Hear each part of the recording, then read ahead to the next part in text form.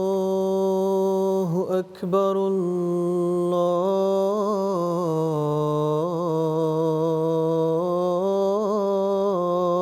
الله أكبر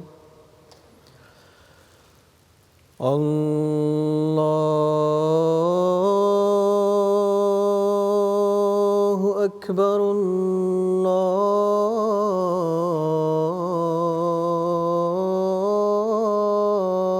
الله أكبر أشهد أن لا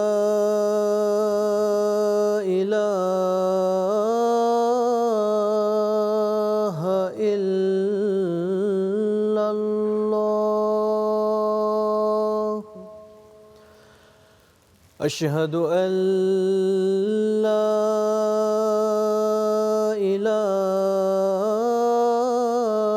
إله إلا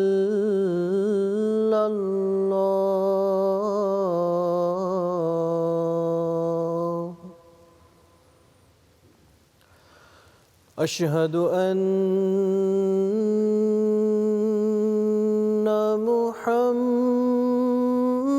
محمدًا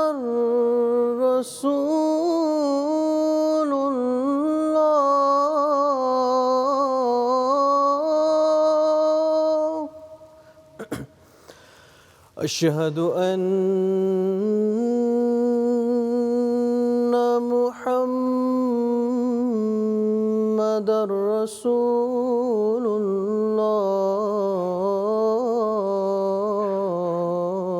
الله حي على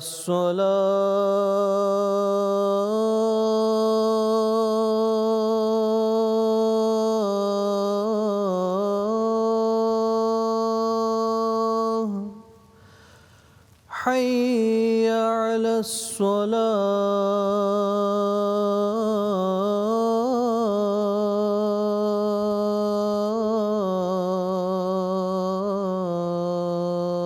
الصلاة حي على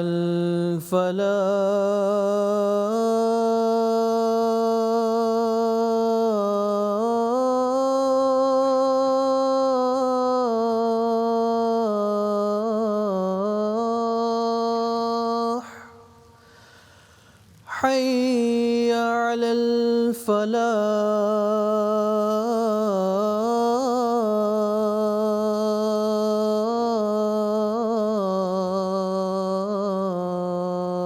الفلاح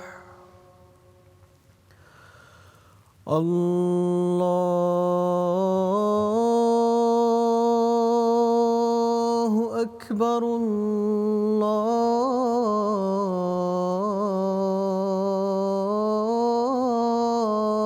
الله أكبر لا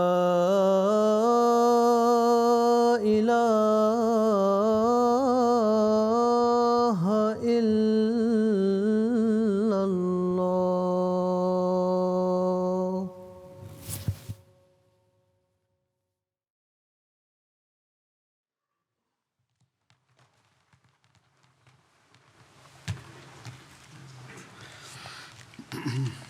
السلام علیکم ورحمۃ اللہ.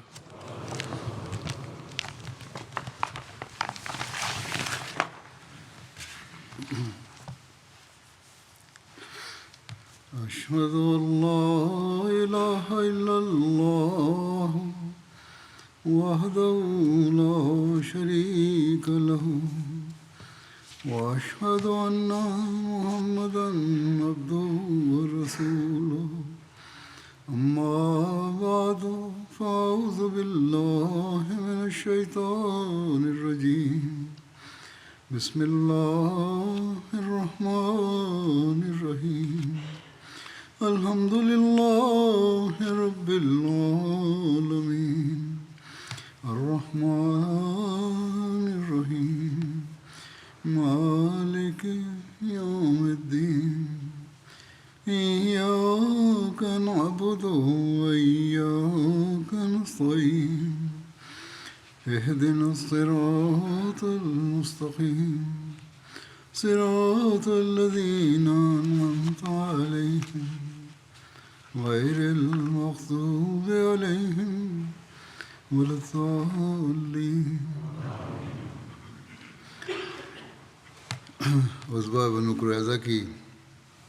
تفصیل بیان ہو رہی تھی. اس کی مزید تفصیل یوں ہے، اس میں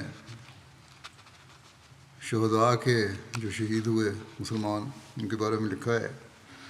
کہ اس غزوے میں 2 مسلمان شہید ہوئے، خلاد بن سعید اور حضرت منذر بن محمد. اور بنو قریظہ کے یہود کی تعداد جو قتل ہوئی اس کے بارے میں لکھا ہے کہ غزوہ بنو قریظہ میں قتل ہونے والے یہودیوں کی تعداد میں اختلاف پایا جاتا ہے. ابن اسحاق نے لکھا ہے کہ ان کی تعداد 600 تھی، ایک روایت کے مطابق ان کی تعداد 700 تھی،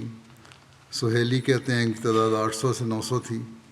امام ترمذی اور امام نسائی نے 400 جنگجو لکھا ہے. ابن سعد نے بھی 600 سے 700 کے درمیان بیان کیا ہے. مرزا بشیر احمد صاحب نے جو اپنی مختلف تاریخوں سے تحقیق کی ہے اس کے مطابق وہ لکھتے ہیں کہ کم و بیش 400 آدمی اس دن سعد کے فیصلے مطابق قتل کیے گئے، اور آن حضرت صلی اللہ علیہ وسلم نے صحابہ کو حکم دے کر ان مقتولین کو اپنے انتظام میں دفن کروایا. مخالفین اسلام مبالغہ کی حد تک تعداد بیان کر کے پھر اسلام کو ظالم مذہب ہونا قرار دیتے ہیں، یہ کوشش کرتے ہیں، جبکہ حقائق اور شواہد کو دیکھا جائے تو مستند تاریخوں کے مطابق 400 کے قریب تعداد بنتی ہے، وہ جو جنگجو تھے. اور تبھی تو وہ ایک گھر میں خندق کھود کر اس میں دفن بھی کر دیے گئے. اس زمانے کے ایک احمدی اسکالر سید برکات صاحب نے بھی اس پہ بڑی تحقیق کی ہے اور بڑا اچھا لکھا ہے انہوں نے. وہ اپنی کتاب رسول اکرم و یہود حجاز لکھتے ہیں کہ بنو قریظہ کے مقتولین کی تعداد کی بحث کو اگر دیکھا جائے تو انہوں نے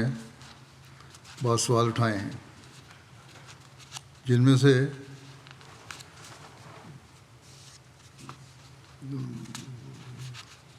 بعض جو ہیں کسی قدر مقبولیت کا پہلو رکھتے ہیں. ایک تو وہی بنیادی اصول انہوں نے لیا ہے جو کہ بہت عام اصول ہے کہ حدیث ہو یا تاریخ، ان کی روایات ضعف و وضعی ہونے کی جرح سے خالی نہیں ہیں. اس لیے آنکھیں بند کر کے سب روایات کو مانتے چلے جانا کوئی دانش مندی نہیں ہے. پھر 600 سے 900 قتل ہونے والے مرد، ماں، ان کی عورتوں اور بچوں کے، جن کی تعداد محتاط اندازے کے مطابق 5-6 ہزار سے کم نہیں ہوگی، ان کے بارے میں یہ کہنا کہ مدینہ میں ان کو رسیوں سے باندھ کر لایا گیا اور 2 گھروں میں رکھا گیا اور ان کے کھانے پینے کی سہولیات، جبکہ مسلمان خود بھوکے پیاسے رہ رہے تھے، قضائے حاجت کے لیے اتنی بڑی تعداد کو لے جانا، اور بھی ضروریات ہوتی ہیں نا، اور کسی کا بھی نہ فرار ہونے کی کوشش نہ کرنا، نہ کوئی شور شرابہ کرنا، اور راتوں رات مدینہ کے ایک بازار میں ان 600 افراد کے قتل کے لیے گڑھے کھودوا دینا، جبکہ ابھی نئی کھدی ہوئی خندق بھی موجود تھی. پھر 2 یا 3 افراد یعنی حضرت علی اور حضرت زبیر کا ہی ان سب کو قتل کرنا، اور ان دونوں اصحاب کو کبھی بھی اس واقعے کا ذکر نہ کرنا، اور بخاری اور مسلم میں مقتولین کی تعداد کا ذکر نہ کرنا، اس طرح کی کچھ دیگر باتیں رہنمائی کرتی ہیں کہ ان روایات پر اثر نو غور کیا جانا چاہیے، اور یہ دیکھا جائے کہ کہیں ان روایات میں زیادہ ہی مبالغہ آمیزی سے کام نہ لیا گیا ہو. لکھتے ہیں کہ درپردہ آن حضرت صلی اللہ علیہ وسلم اور مسلمانوں کی یہود دشمنی کو ہوا دینے کے لیے ان واقعات میں بعد کے لوگوں نے رنگ بھر دیے ہیں، کیونکہ بخاری میں جو لفظ استعمال ہوا ہے وہ یہ ہے کہ حضرت سعد نے فیصلہ میں فرمایا تھا کہ تقتل المقاتلہ، کہ ان کے مقاتلہ یعنی جنگ کرنے والے قتل کر دیے جائیں. اب عام مورخین اور شارحین و سیرت نگاروں نے اس کا ترجمہ یہ کیا ہے کہ ہر وہ مرد جو جنگ کرنے کے قابل تھا وہ قتل کیا جائے، بلکہ انہوں نے اس لفظ کو اتنا وسیع کر لیا کہ جنگ کے قابل سے مراد ہر بالغ مرد لے لیا گیا، اور بلوغت کا معیار بھی خود ایسا وضع کیا کہ کچھ لوگوں کو کھڑا کر دیا جو ہر مرد کے بالغ ہونے کی علامت کو باقاعدہ چیک کیا کرتے تھے اور اعلان کرتے کہ یہ بالغ ہیں، اور یوں یہ تعداد بڑھتی چلی گئی۔ اس حد تک مبالغہ ہے اس میں، لیکن جن کا رجحان تھوڑی تعداد کی طرف گیا ہے انہوں نے مقاتلہ کا لفظ کا ترجمہ محدود رکھا ہے، اور مراد صرف اس جنگ میں شامل ہونے والے مرد لیے جو کہ ان کی تحقیق کے مطابق 20 سے زیادہ نہیں، یہ انہوں نے اور زیادہ کم کر دی ہے، اور یہ کسی حد تک مقبولیت کا پہلو لیے ہوئے ہیں۔ یہ بہرحال ان کی اپنی تحقیق ہے، لیکن بعض باتیں ان کی بہرحال معقول ہیں اور ان کو بنیاد بنایا جا سکتا ہے تحقیق میں۔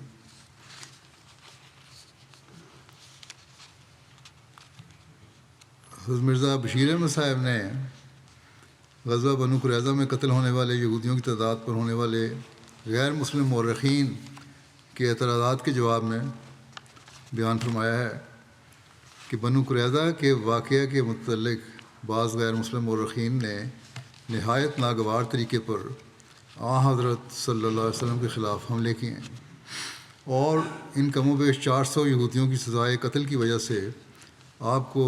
ایک نعوذ باللہ ظالم و سفاک فرما روا کے رنگ میں پیش کیا ہے۔ اس اعتراض کی بنا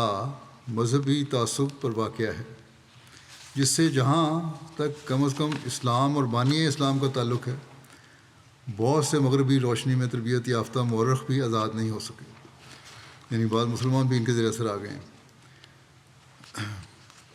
اس اعتراض کے جواب میں لکھتے ہیں کہ اول تو یہ بات یاد رکھنی چاہیے کہ بنو قریظہ کے متعلق جس فیصلے کو ظالمانہ کہا جاتا ہے وہ سعد بن معاذ کا فیصلہ تھا، اور حضرت صلی اللہ علیہ وسلم کا ہرگز نہیں تھا، اور جب وہ آپ کا فیصلہ ہی نہیں تھا تو اس کی وجہ سے آپ پر اعتراض نہیں کیا جا سکتا۔ دوسرے، یہ فیصلہ حالات پیش آمدہ کے متحد ہرگز غلط اور ظالمانہ نہیں تھا۔ جو حالات تھے ان کی تفصیل پہلے بیان ہو چکی ہے، کوئی ظالمانہ نہیں تھا۔ تیسری بات یہ کہ اس عہد کی وجہ سے جو سعد نے فیصلہ کے اعلان سے قبل آپ سے لیا تھا، آپ صلی اللہ علیہ وسلم اس بات کے پابند تھے کہ بہرحال اس کے مطابق عمل کرتے۔ چوتھی بات یہ کہ جب خود مجرموں نے اس فیصلے کو قبول کیا اور اس پر اعتراض نہیں اٹھایا اور اسے اپنے لیے خدائی تقدیر سمجھا، جیسا کہ حیی بن اخطب کے الفاظ سے بھی ظاہر ہے جو اس نے قتل کیے جانے کے وقت کہے، تو اس صورت میں آپ کا یہ کام نہیں تھا کہ خام خواہ اس میں دخل دینے کے لیے کھڑے ہو جاتے۔ سعد کے فیصلے کے بعد اس معاملے کے ساتھ آپ کا تعلق صرف اس قدر تھا کہ آپ اپنی حکومت کے نظام کے متحد اس فیصلے کو بصورت آسن جاری فرما دیں، اور یہ بتایا جا چکا ہے کہ آپ نے اسے ایسے رنگ میں جاری فرمایا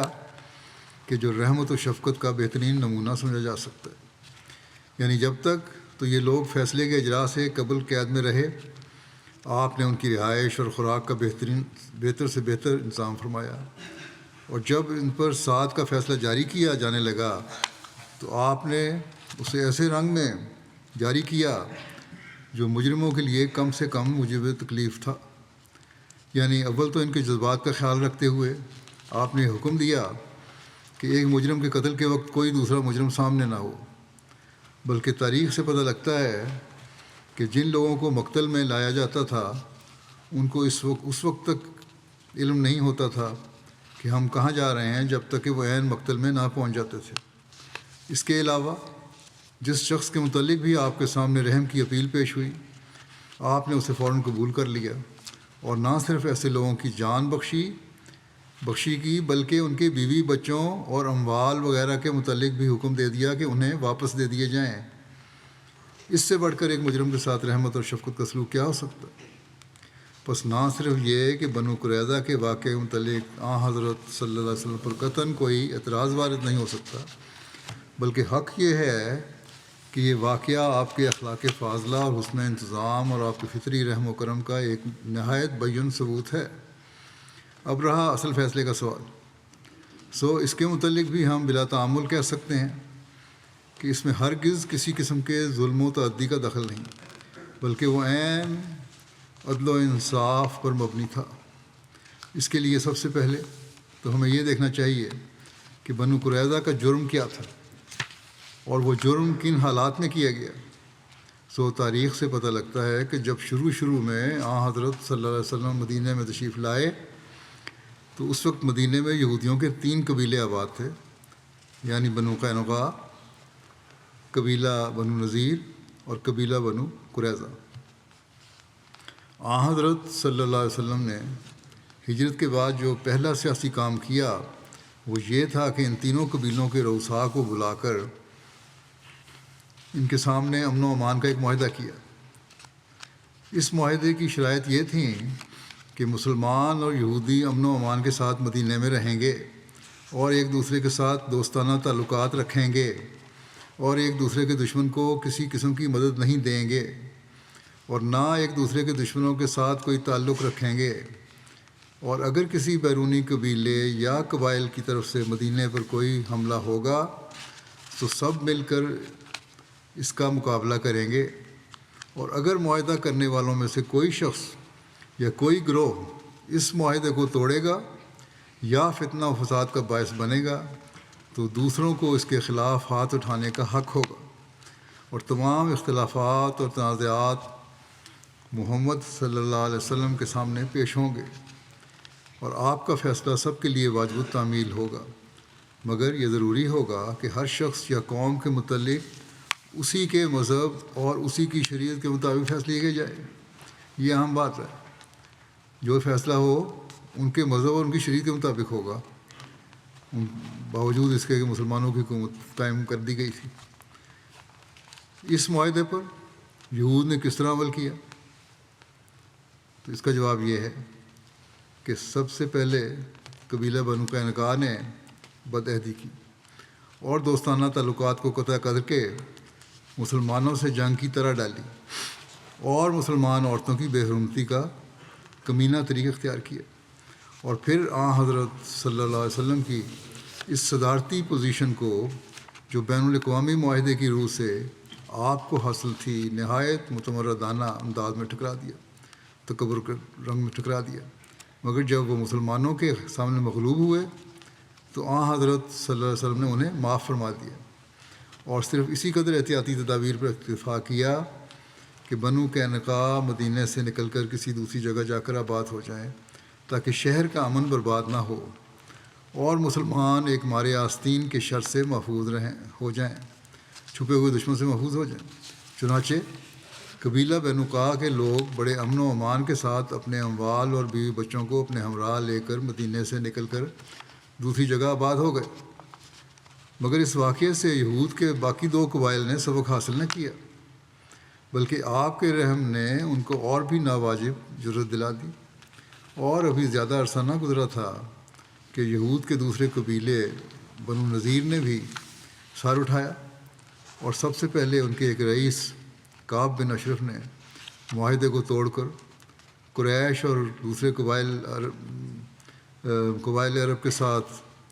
مسلمانوں کے خلاف ساز باز شروع کی، اور عرب کے ان وحشی درندوں کو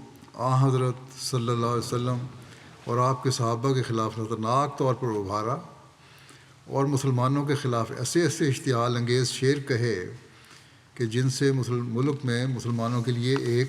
نہایت خطرناک صورتحال پیدا ہو گئی، اور پھر اس بدبخت نے معزز مسلمان عورتوں کا نام لے کر اپنے اشعار میں ان پر پھپتیاں اڑائیں، اور بالآخر حضرت صلی اللہ علیہ وسلم کے قتل کی سازش کی، اور جب حضرت صلی اللہ علیہ وسلم کے حکم سے یہ شخص اپنے کیفر کردار کو پہنچا تو اس کا قبیلہ یکجان ہو کر مسلمانوں کے خلاف اٹھ کھڑا ہوا،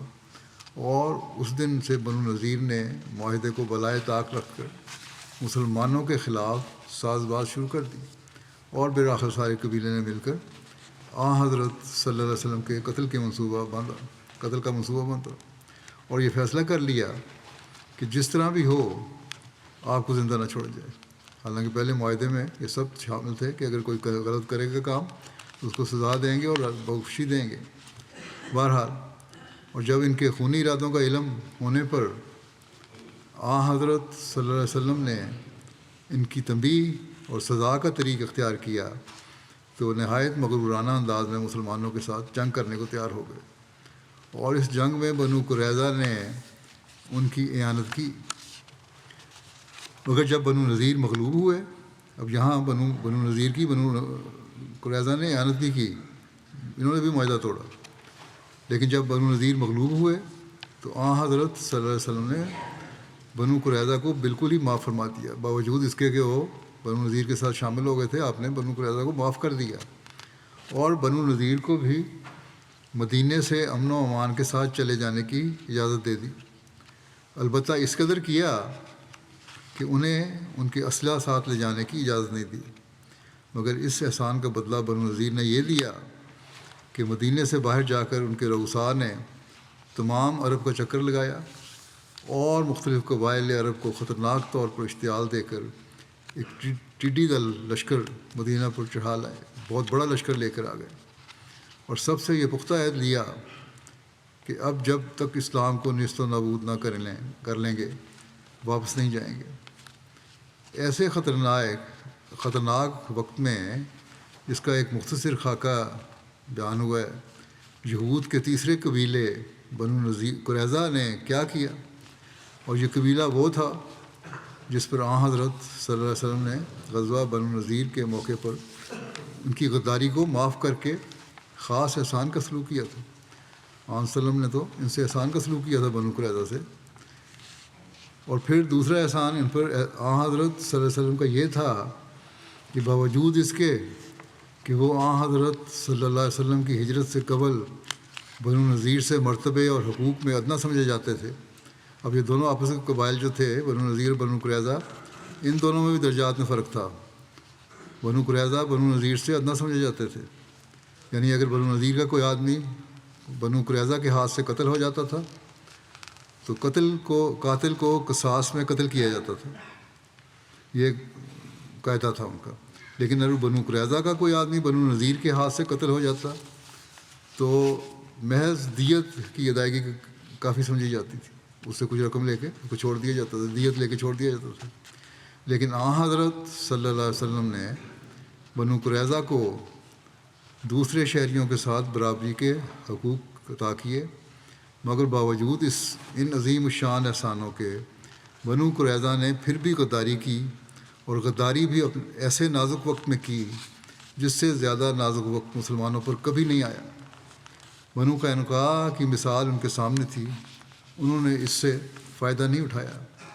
بنو نذیر کا واقعہ ان کی آنکھوں کے سامنے ہوا تھا، انہوں نے اس سے سبق حاصل نہیں کیا، اور کیا تو کیا کیا، یہ کیا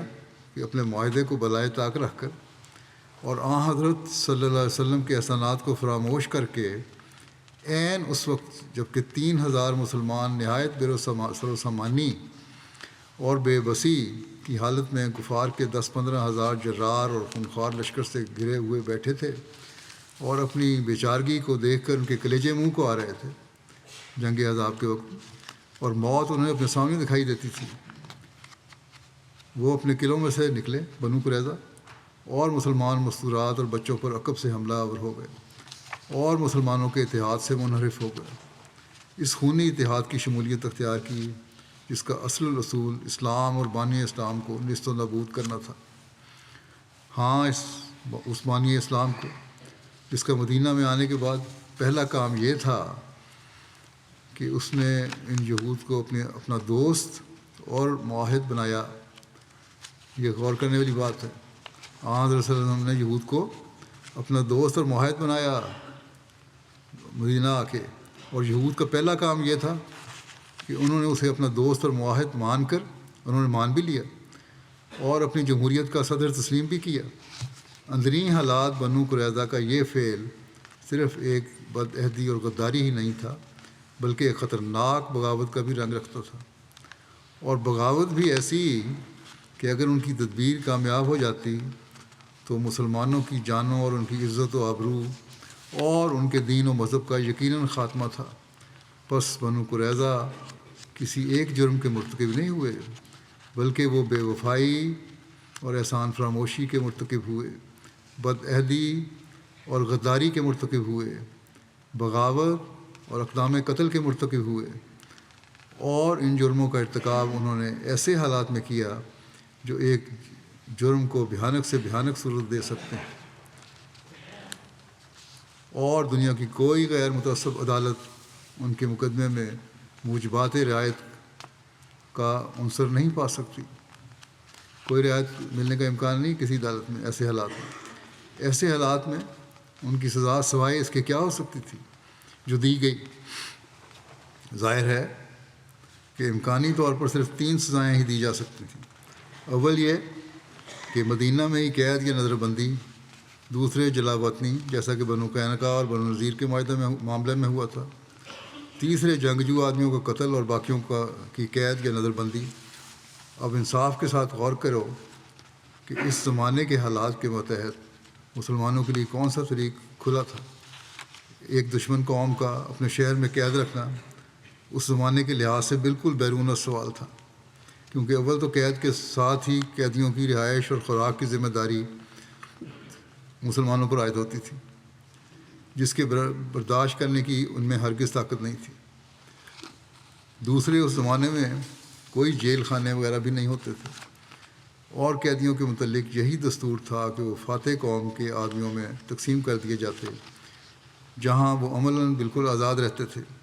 ایسے حالات میں ایک برلے درجے کے معاند اور سازشی گروہ کا مدینہ میں رہنا اپنے اندر نہایت خطرناک احتمالات رکھتا تھا، اور اگر بنو قریظہ پر یہ فیصلہ جاری کیا جاتا تو یقیناً اس کے معنی یہ ہوتے کہ فتنہ انگیزی اور مفسدہ پردازی اور شرارت اور خفیہ ساز باز کے لیے تو ان کو وہی آزادی حاصل رہتی جو پہلے تھی، البتہ ان کے اخراجات کی ذمہ داری مسلمانوں پر آ جاتی۔ یعنی پہلے اگر وہ اپنا کھاتے تھے اور مسلمانوں کا گلا کاٹتے تھے، تو آئندہ وہ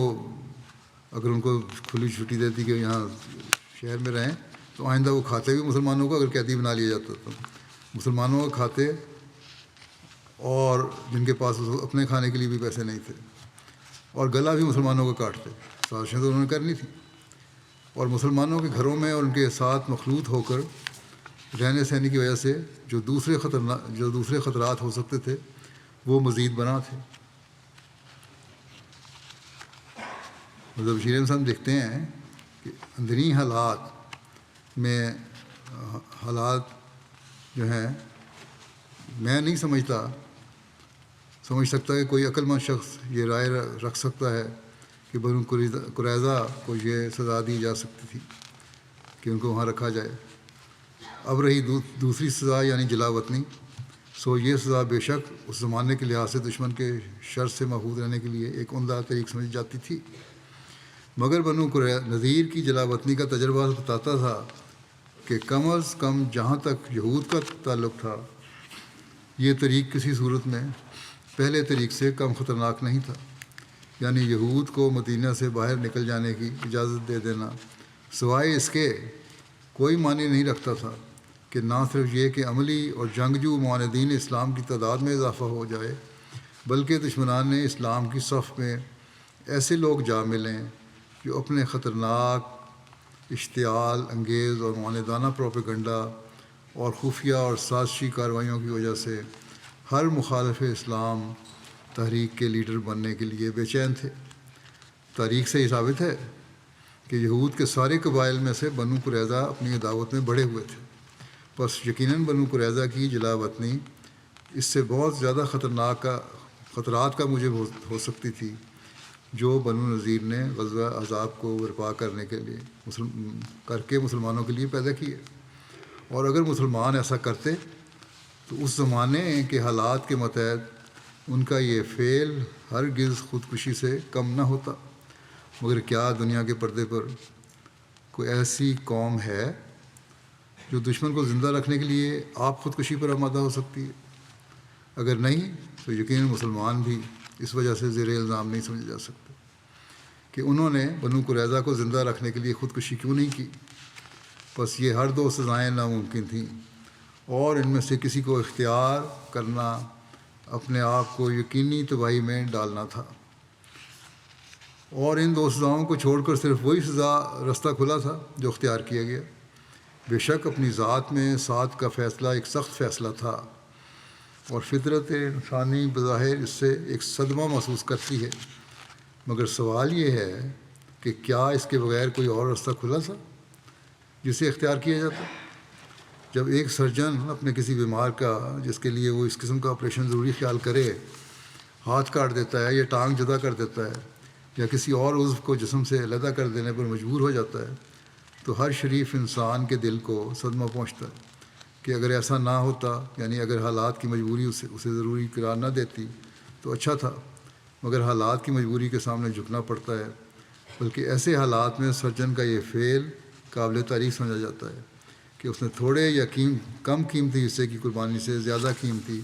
چیز کو بچا لیا۔ اسی طرح بنو قریظہ کے متعلق سعد کا فیصلہ گو اپنی ذات میں سنجیدہ تھا، مگر وہ حالات کی مجبوری کا ایک لازمی نتیجہ تھا جس کے بغیر کوئی چارہ نہیں تھا۔ یہی وجہ ہے کہ مارگولیس جیسا مورخ بھی، جو ہرگز اسلام کے دوستوں میں سے نہیں ہے،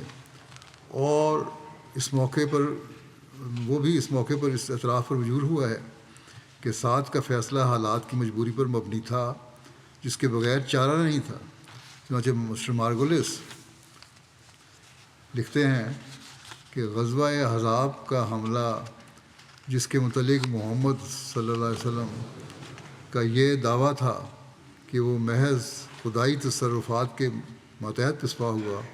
وہ بنو نذیر ہی کی اشتعال انگیز کوششوں کا نتیجہ تھا، یا کم از کم یہ سمجھا جاتا تھا کہ وہ ان کی کوششوں کا نتیجہ ہے، اور بنو نذیر وہ تھے جنہیں محمد صاحب صلی اللہ علیہ وسلم نے صرف جلا وطن کر دینے پر اکتفا کیا تھا۔ اب سوال یہ تھا کہ کیا محمد صلی اللہ علیہ وسلم بنو قریظہ کو بھی جلا وطن کر کے اپنے خلاف اشتعال انگیز کوششیں کرنے والوں کی تعداد اور طاقت میں اضافہ کر دیں؟ دوسری طرف وہ قوم مدینہ میں بھی نہیں رہنے دی جا سکتی تھی جس نے اس طرح برملا طور پر حملہ آوروں کا ساتھ دیا تھا۔ ان کا جلا وطن کرنا غیر محفوظ تھا، مگر ان کا مدینے میں رہنا بھی کم خطرناک نہ تھا۔ بس اس فیصلے کے بغیر چارہ نہ تھا کہ ان کے قتل کا حکم دیا جاتا، یہ مارگولیس صاحب کہتے ہیں۔ پھر یہ بات بھی خصوصیت کے ساتھ مد رکھنی چاہیے کہ بنو قریظہ حضرت صلی اللہ علیہ وسلم کے صرف حلیف اور معاہد نہیں تھے، بلکہ وہ اپنے ابتدائی معاہدے کی روح سے مدینہ میں آپ کی حکومت کو تسلیم کر چکے تھے، یا کم از کم آپ کی سورنٹی کو انہوں نے قبول کیا تھا۔ بس ان کی حیثیت صرف ایک غدار حلیف یا معمولی دشمن کی نہیں تھی، بلکہ وہ یقیناً باغی بھی تھے، اور باغی بھی نہایت خطرناک قسم کے باغی، اور باغی کی سزا خصوصاً جنگ کے ایام میں سوائے قتل کے کوئی اور نہیں سمجھی گئی۔ اگر باغی کو بھی انتہائی سزا نہ دی جاوے تو نظام حکومت بالکل ٹوٹ جاتا ہے، اور شریر اور مفسدہ پرداز لوگوں کو ایسی جرت حاصل ہو جاتی ہے جو امن عامہ اور رفاع عام کے لیے سخت مہلک ثابت ہوتی ہے۔ اور یقیناً ایسے حالات میں باغی پر رحم کرنا دراصل ملک پر اور ملک کے امن پسند لوگوں پر ظلم کے ہم معنی ہوتا ہے۔ چنانچہ تمام متمدن حکومتیں اس وقت تک ایسے باغیوں کو خواہ وہ مرد ہوں یا عورت قتل کی سزا دیتی چلی آئی ہیں، اور کسی عقل مند انسان نے کبھی ان پر اعتراض نہیں کیا۔ بس سعد کا فیصلہ بالکل منصفانہ اور عدل و انصاف کے قواعد کے بالکل مطابق تھا، اور حضرت صلی اللہ علیہ وسلم بوجہ اپنے عہد کے اس فیصلے کے متعلق رحم کے پہلو کو کام میں نہیں لا سکتے تھے سوائے افراد کے، اور اس کے لیے آپ نے ہر ممکن کوشش کی، مگر معلوم ہوتا ہے کہ یہود نے، یعنی ایک جو افراد تھے، اگر وہ معافی مانگتے تو کر سکتے تھے، لیکن قوم کو معاف نہیں کر سکتے تھے، کیونکہ صاحب کے فائدے پہ انہوں نے پہلے وعدہ لے لیا تھا۔ مگر معلوم ہوتا ہے کہ یہود نے اس شرم سے کہ انہوں نے آپ کو جج ماننے سے انکار کر دیا تھا، آپ کی طرف رحم کی اپیل کی صورت میں زیادہ رجوع نہیں کیا، اور ظاہر ہے کہ بغیر اپیل ہونے کے آپ رحم نہیں کر سکتے تھے، کیونکہ جو باغی اپنے جرم پر ندامت کا اظہار بھی نہیں کرتا، اسے خود بخود چھوڑ دینا سیاسی طور پر نہایت خطرناک نتائج پیدا کر سکتا ہے۔ ایک اور بات یاد رکھنی ضروری ہے کہ جو معاہدہ حضرت صلی اللہ علیہ وسلم اور یہود کے درمیان ابتدا میں ہوا تھا، اس کی شرائط میں سے ایک شرط یہ بھی تھی کہ اگر یہود کے متعلق کوئی امر قابل تصفیہ پیدا ہوگا تو اس کا فیصلہ خود انہی کی شریعت کے ماتحت کیا جائے گا۔ چنانچہ تاریخ سے پتہ لگتا ہے کہ اس معاہدے کے ماتحت حضرت صلی اللہ علیہ وسلم ہمیشہ یہود کے متعلق شریعت موسوی کے مطابق فیصلہ فرمایا کرتے تھے۔ اب ہم تورات پر نگاہ ڈالتے ہیں تو وہاں اس قسم کے جرائم کی سزا جس کے مرتکب بنو قریظہ ہوئے بعینہ ہی وہی لکھی ہوئی پاتے ہیں جو سعد بن معاذ نے بنو قریظہ پر جاری کی۔ چنانچہ بائبل میں یہ خدائی حکم درج ہے کہ اور جب تو کسی شہر کے پاس اس سے لڑنے کے لیے آ پہنچے تو پہلے اس سے صلح کا پیغام کر، تب یوں ہوگا کہ اگر وہ تجھے جواب دے کہ صلح منظور اور دروازہ تیرے لیے کھول دے تو ساری خلق جو اس شہر میں پائی جاوے تیری خراج گزار ہوگی اور تیری خدمت کرے گی، اور اگر وہ تجھ سے صلح نہ کرے بلکہ تجھ سے جنگ کرے تو اس کا محاصرہ کر، اور جب خداوند تیرا خدا اسے تیرے قبضے میں کر دے تو وہاں کے ہر ایک مرد کو تلوار کی دھار سے قتل کر، مگر عورت اور لڑکوں اور مواشی کو اور جو کچھ اس شہر میں ہو اس کا سارا لوٹ اپنے لیے لے لے۔ استثناء باب 20 میں درج ہے، آیت 10 اور 15 میں۔ یہودی شریعت کا یہ حکم محض ایک کاغذی حکم نہیں تھا، اس پر کبھی عمل نہ کیا گیا ہو، بلکہ بنو اسرائیل کا ہمیشہ اس پر عمل رہا ہے، اور یہودی قضیے ہمیشہ اسی اصل کے ماتحت تصفیہ پاتے رہے ہیں۔ چنانچہ مثال کے طور پر ملاحظہ ہو، اور انہوں نے یعنی بنو اسرائیل نے مدیانیوں سے لڑائی کی جیسا خداوند نے موسیٰ کو فرمایا تھا، اور سارے مردوں کو قتل کیا، اور انہوں نے ان مقتولوں کے سوا اوی اور رقم اور سور کو اور حور کو اور ربا کو جو مدیان کے 5 بادشاہ تھے جان سے مارا، اور بیور کے بیٹے بلعام کو بھی تلوار سے قتل کیا، اور بنی اسرائیل نے مدیان کی عورتوں اور ان کے بچوں کو اسیر کیا، اور ان کے مواشی اور بھیڑ بکری اور مال و اسباب سب کچھ لوٹ لیا، اور انہوں نے سارا مال غنیمت اور سارے اسیر انسان اور حیوان لیے، اور وہ قیدی اور غنیمت اور لوٹ موسیٰ اور الیعزر کاہن اور بنی اسرائیل کی ساری جماعت کے پاس خیمہ گاہ میں مواب کے میدانوں میں یردن کے کنارے جو یریحو کے مقابل ہے لائے۔ گنتی باب 3 آیت 7 اور 12 میں درج ہے۔ بہرحال حضرت مسیح ناصری کو جو وہ بھی بنو اسرائیل میں سے تھے، وہ اپنی زندگی میں حکومت نصیب نہیں ہوئی انہیں، اور نہ جنگ و جدال کے مواقع پیش آئے جن میں ان کا طریق عمل ظاہر ہو سکتا، مگر ان کے بعض فکروں سے اندازہ کیا جا سکتا ہے کہ شریر اور باطن دشمن کے متعلق ان کے کیا خیالات تھے حضرت عیسیٰ علیہ السلام کے۔ چنانچہ اپنے دشمنوں کو مخاطب کر کے حضرت مسیح فرماتے ہیں، اے سانپوں کے بچوں، تم جہنم کی سزا سے کیوں کر بچو گے؟ یعنی اے لوگو، تم زہریلے سانپوں کی طرح بن کر ہلاک کیے جانے کے قابل ہو گئے ہو، لیکن مجھے یہ طاقت حاصل نہیں ہے کہ تمہیں سزا دوں، مگر تم خدا سے ڈرو اور جہنم کی سزا کا یہ خیال کر کے اپنی بدکرداریوں اور شرارتوں سے باز آ جاؤ۔ غالباً یہی وجہ ہے کہ جب حضرت مسیح کے متبعین کو دنیا میں طاقت حاصل ہوئی تو انہوں نے حضرت مسیح کی اس تعلیم کے متحد کہ شریر اور بدکردار دشمن سانپوں اور بچھوؤں کی طرح ہلاک کیے جانے کے قابل ہیں، جسے بھی بدکردار اور شریر سمجھا اور اپنے ارادوں میں رخنا انداز پایا اسے ہلاک کرنے میں دریغ نہیں کیا۔ یہ نظر آ رہا ہے ہمیں۔ چنانچہ مسیحی اقوام کی تاریخ اس قسم کی مثالوں سے بھری پڑی ہے۔ خلاصہ کلام یہ کہ سعد کا فیصلہ گو اپنی ذات میں سخت سمجھا جائے، مگر وہ ہرگز عدل و انصاف کے خلاف نہیں تھا، اور یقیناً یہود کے جرم کی نوعیت اور مسلمانوں کی حفاظت کا سوال دونوں اسی کے مقتضی تھے کہ یہی فیصلہ ہوتا، اور پھر یہ فیصلہ بھی یہودی شریعت کے عین مطابق تھا، بلکہ اس ابتدائی معاہدے کے لحاظ سے ضروری تھا کہ ایسا ہی ہوتا، کیونکہ اس کی روح سے مسلمان اس بات کے پابند تھے کہ یہود کے متعلق انہی کی شریعت کے مطابق فیصلہ کریں، مگر جو کچھ بھی تھا یہ فیصلہ سعد بن معاذ کا تھا، حضرت صلی اللہ علیہ وسلم کا نہیں تھا، اور سعد پر ہی اس کی پہلی اور آخری ذمہ داری عائد ہوتی تھی، اور حضرت صلی اللہ علیہ وسلم کا تعلق بحیثیت صدر حکومت کے اس سے صرف اس قدر تھا کہ آپ اس فیصلے کو اپنی حکومت کے انتظام کے ماتحت جاری فرمائیں، اور یہ بتایا جا چکا ہے کہ آپ نے اسے ایسے رنگ میں جاری فرمایا جو موجودہ زمانے کی مہذب سے مہذب اور رحم دل سے رحم دل حکومت کے لیے بھی ایک بہترین نمونہ سمجھا جا سکتا ہے۔ بس یہ ہے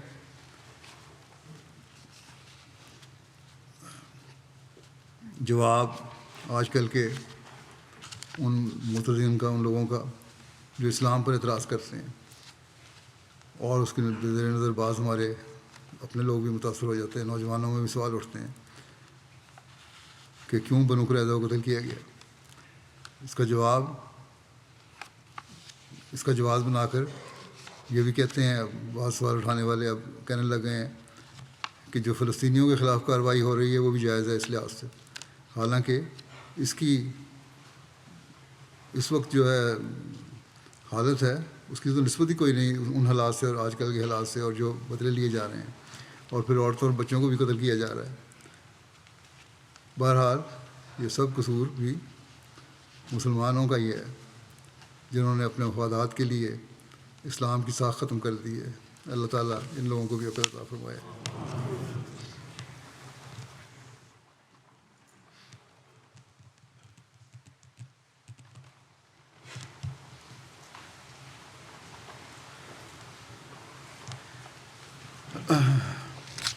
الحمد للہ نحمده ونستعینه ونستغفره ونؤمن به ونتوکل علیہ ونعوذ باللہ من شرور انفسنا ومن سیئات اعمالنا من يهده الله فلا مضل له ومن يضلل فلا هادي له ونشهد أن لا إله إلا الله ونشهد أن محمدا عبده ورسوله عباد الله رحمكم الله إن الله يأمر بالعدل والإحسان وإيتاء ذي القربى وينهى عن الفحشاء والمنكر والبغي يعظكم لعلكم تذكرون اذكروا الله يذكركم وادعوه يستجب لكم ولذكر الله أكبر